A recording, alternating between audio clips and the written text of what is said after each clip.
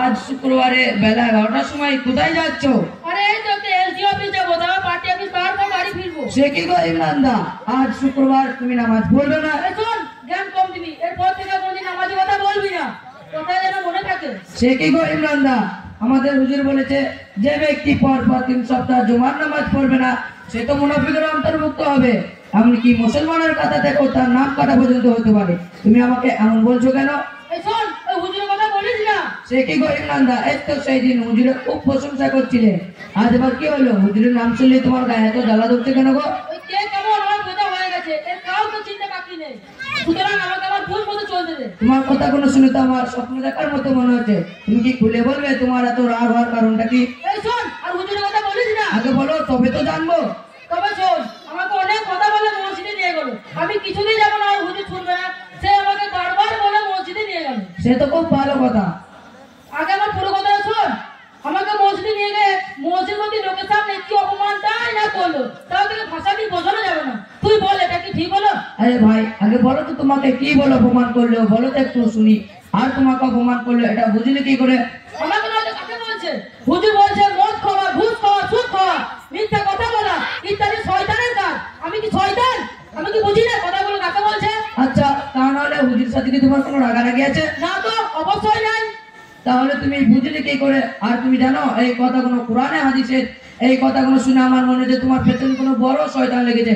আমি তোমাকে কতবার বলেছি সব খারাপ লোকেদের সাথে মিশবে না, তুমি আমার কোনো কথাই শোনো না। দাঁড়াও, আমি তোমার ব্যবস্থা করছি। এই তোমার কি অবস্থা করবি রে? তুমি কি কথাগুলো বলছো তোমার সব মনে আছে? আমি সব কথাগুলো আব্বুর সাথে বলছি।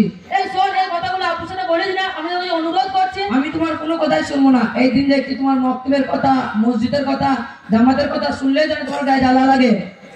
শোন ভাই, এই কথাগুলো আপুর সাথে বলিস না, আমি তোকে অনুরোধ করছি।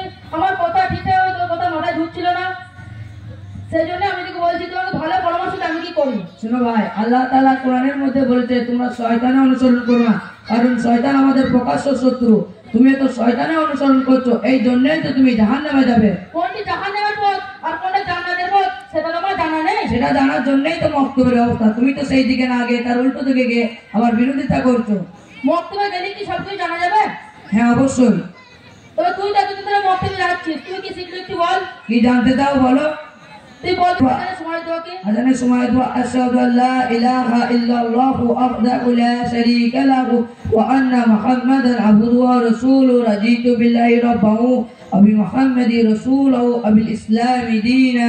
তুই বল তো উজুর মাঝে দোয়া কি? হুজুর মাঝে দোয়া, আল্লাহুম্মা গফিরলি যামবি ওয়া ওয়াসি'লি ফি দারি ওয়া বারিক লি ফি রিজকি।